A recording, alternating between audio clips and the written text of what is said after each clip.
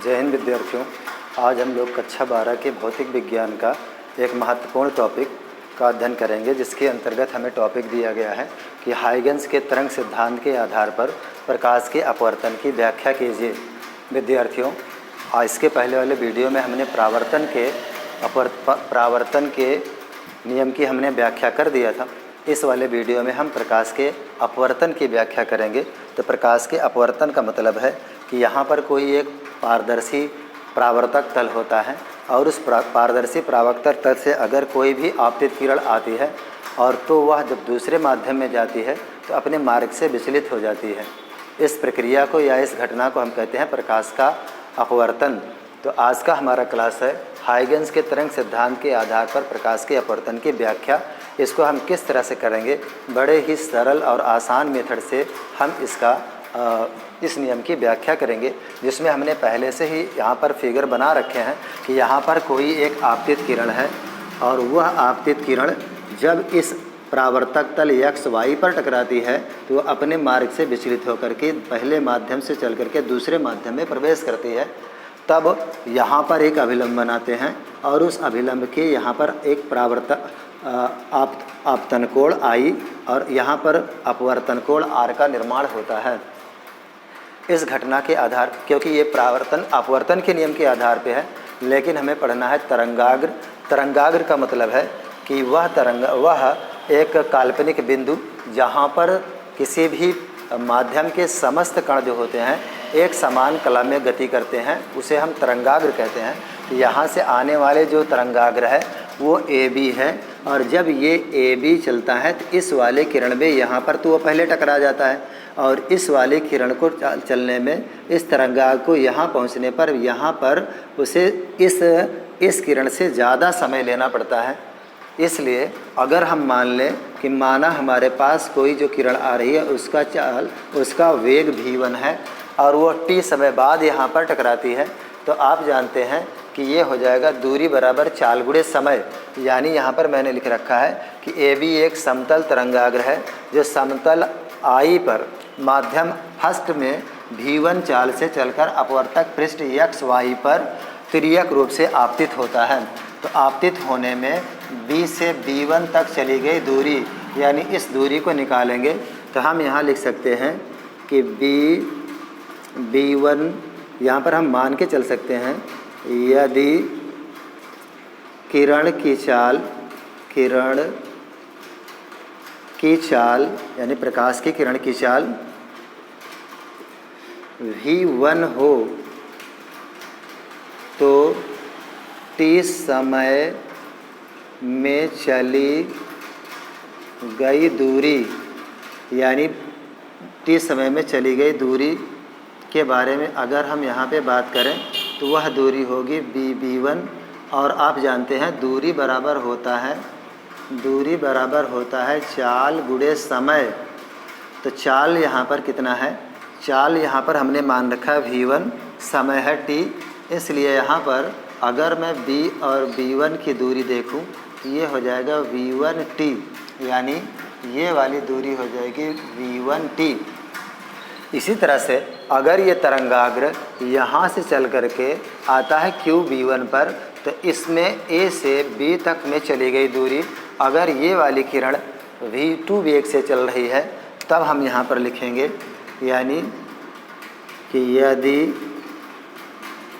किरण की चाल v2 हो तो t समय में चली गई दूरी, यहाँ पर दूरी जो होगी वो होगी AQ बराबर चाल गुणे समय। चाल इसका v2 है, समय t है, इसलिए यहाँ पर आ जाएगा v2 इंटू t।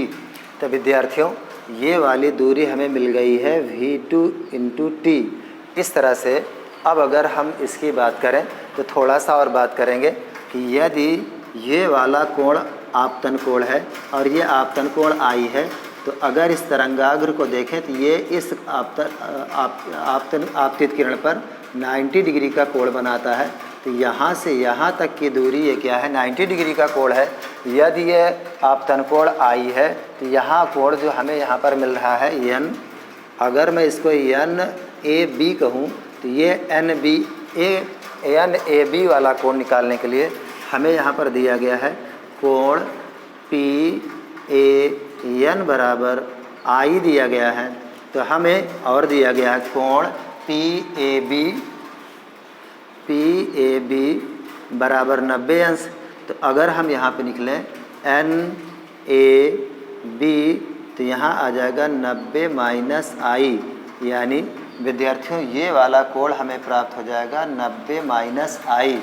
तो अब विद्यार्थियों अगर हमें त्रिभुज ए बी B1 में देखना है तो ये वाला कोण निकालने के लिए अगर ये अभिलंब है तो यहाँ से ये वाला कोण 90 डिग्री का होगा। इसलिए अगर हम यहाँ पर लिख दें कोण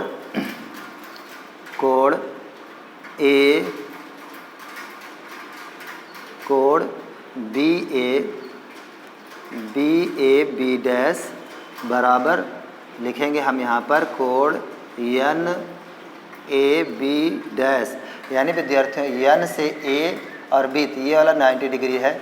अगर हमें बी ए बी डैश का मान प्राप्त करना है तो हमने यहाँ लिख दिया बी ए बी डैश बराबर कोण में एन ए बी। अब उस एन ए बी में से अगर हम घटा दें कोण एन ए बी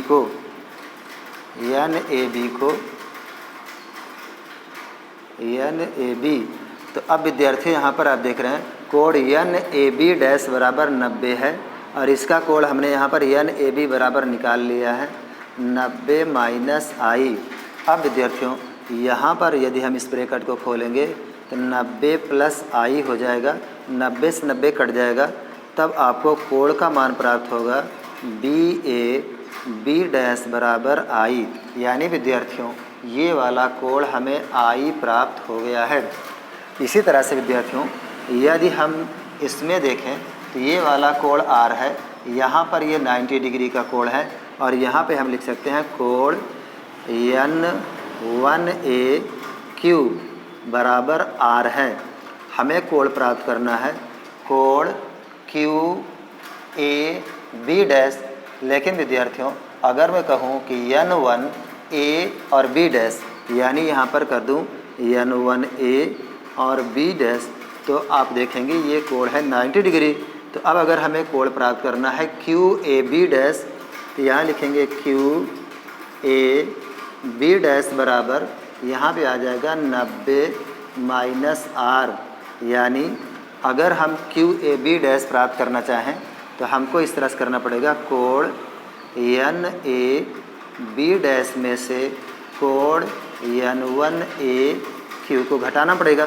तो इस तरह से यहाँ पे QAB डैश बराबर इसके जगह पे 90 रखेंगे और इसका मान रखेंगे R, यानी विद्यार्थियों ये वाला कोण हमें प्राप्त हो गया है 90 माइनस R। अब इसी क्रम में अगर मैं बात करूं कि इस वाले B डैश का कोण निकालना है तो क्योंकि आप जानते हैं कि त्रिभुज के तीनों कोणों का योग 180 अंश होता है, इसलिए यहाँ पर अगर हम लिख लें कोण B डैश A Q, फिर अगर हम लिख लें कोण AQB डैश, कोण AQB डैश प्लस में कोण AB डैश Q प्लस में कोण AB डैश Q बराबर 180 अंश, क्योंकि त्रिभुज के तीनों कोणों का योग 180 अंश होता है। तो BAQ बराबर हमें यहाँ पे प्राप्त है यहाँ पर QAB डैश या QAB डैश एक ही बात है। तो यहाँ पे हमें प्राप्त है 90 माइनस R, और फिर यहाँ से अगर हम इसकी बात करें तो ये AQB ये 90 अंश का कोण है, यहाँ 90 बना दीजिए, और फिर यहाँ पर कोण AB डैश Q बराबर 180 अंश। विद्यार्थियों यहाँ ये 90 से 90 नहीं कटेगा, बल्कि ये 90 और 90 जुड़ करके 180 माइनस R प्लस में कोण AB डैश Q बराबर 180। अब ये 180 से ये 180 कट जाएगा, माइनस R कोण AB डैश Q बराबर 0 बचा है, माइनस R को उधर भेज देंगे, ये हमें प्राप्त हो जाएगा AB डैश Q बराबर R, क्योंकि माइनस उधर आ जाएगा प्लस हो जाएगा, यानी ये वाला कोण हमें R प्राप्त हो गया है। विद्यार्थियों इतने का स्क्रीनशॉट ले लें, उसके बाद हम जगह खाली करेंगे, फिर आगे का व्याख्या करेंगे।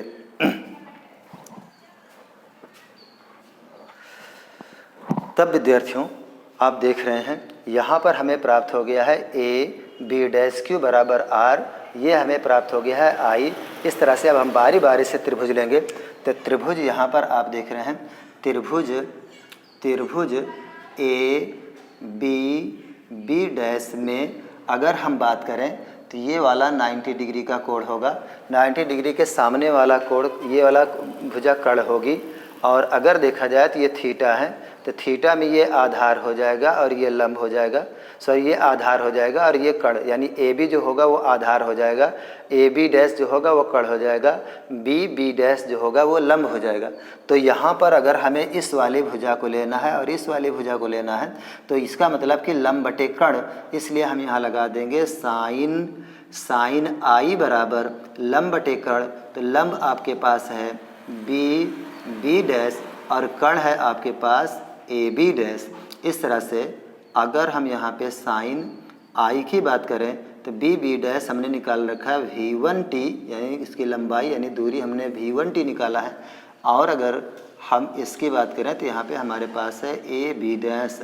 इसी तरह से अगर मैं बात करूँ त्रिभुज ए क्यू बी की, तो ए क्यू बी, तो इसमें भी आप देख रहे हैं कि ये वाला अगर थीटा है तो थीटा जो बनता है वो कर्ण और आधार से बनता है। ये वाला यदि 90 डिग्री का होगा तो ये कर्ण होगा और ये आधार होगा, ये लंब होगा। और लंब यानी ए क्यू के बीच की दूरी हमने v2t निकाल रखा है, इसलिए यहाँ पर भी हम लगाएंगे साइन आर बराबर लंब बटे कर्ण। तो लंब हमारे पास है ए क्यू और बटे में आधा कर्ण है ए बी डैश। तो यहाँ पर हो जाएगा साइन आर बराबर ए क्यू की वैल्यू आप देख रहे हैं, ए क्यू की वैल्यू आपके पास है v2t और बटे में यहाँ पर ए बी डैश। यदि इसको समीकरण 1 बना दें, इसको समीकरण 2 बना दें, तो यहाँ पर लिखेंगे दोनों समीकरण को भाग देने पर, तो दोनों समीकरण को भाग देने पर तो यहाँ आ जाएगा ये साइन आई बटे में साइन आर, और इसको भाग देंगे तो v1t1 और यहाँ से ए बी डैश और वहाँ से आ जाएगा v2t और फिर यहाँ पर ए बी डैश। विद्यार्थियों ये यहाँ पे ये वाली नीचे वाली भिन्न पलट जाएगी, तब आपको मिलेगा साइन आई बटे साइन आर बराबर v1t ए बी डैश, और ये वाली पलट जाएगी तो ए बी डैश v2t। यहाँ से ए बी कट जाएगा और टी से टी कट जाएगा, आपके पास बचेगा साइन आई बटे में साइन आर, और यहाँ पे बच रहा है v1 और v2। अब विद्यार्थियों यदि हम यहाँ पे लिखें कि माध्यम 1 का अपवर्तनांक, तो यहाँ पर हो जाएगा माध्यम, ये हो गया हमारा समीकरण 3। अगर हम लिखें माध्यम 1 का अपवर्तनांक, तो उसके लिए हम लिखेंगे n1 और अपवर्तनांक के बराबर हो जाएगा c बटे v1, यानी प्रकाश की निर्वात में चाल और माध्यम में चाल। उसी तरह से अगर मैं कह दूं कि माध्यम 2 का अपवर्तनांक, तब इसे हो जाएगा n2, तो ये हो जाएगा CV2। अब विद्यार्थियों यहाँ पर हम इस दोनों को भाग देंगे तो n1 n2 बराबर CV1, यानी हम माध्यम 1 2 को अगर n1 से भाग देंगे तो यहाँ पर हमारे पास हो जाएगा c बटे v, और यहाँ पर आ जाएगा CV1। ये वाला फिर पलटेगा तो n2 n1, और यहाँ पर आ जाएगा CV2, और ये हो जाएगा v1c। इससे यहाँ से ये कैंसिल हो जाएगा, यानी n2 n1 बराबर हमारे पास बच रहा है v1 और v2। इसको बना दें समीकरण 4, तो अब समीकरण 4 का मान अगर हम समीकरण 3 में रखना चाहें तो V1/V2 बराबर N2/N1 है। तो इस तरह से विद्यार्थियों इसका स्क्रीनशॉट ले सकते हैं। अब हम आगे बता रहे हैं, इसको यहाँ से हटा देंगे। अब विद्यार्थियों हम रखेंगे समीकरण 4 का मान समीकरण 3 में रखने पर, तो समीकरण 3 हमारे पास है साइन I/साइन R बराबर में V1/V2 की जगह पर अब हम रख देंगे N2/N1। यानी विद्यार्थियों यहाँ पर जो माध्यम है वो पहले माध्यम से चल करके दूसरे माध्यम में जा रहा है, इसलिए यहाँ पर साइन I/साइन R। विद्यार्थियों यही है प्रकाश के अपवर्तन का द्वितीय नियम, जिसकी हमें व्याख्या करना था हाइगेंस के तरंग सिद्धांत के आधार पर। विद्यार्थियों इसका स्क्रीनशॉट ले लें। जय हिंद।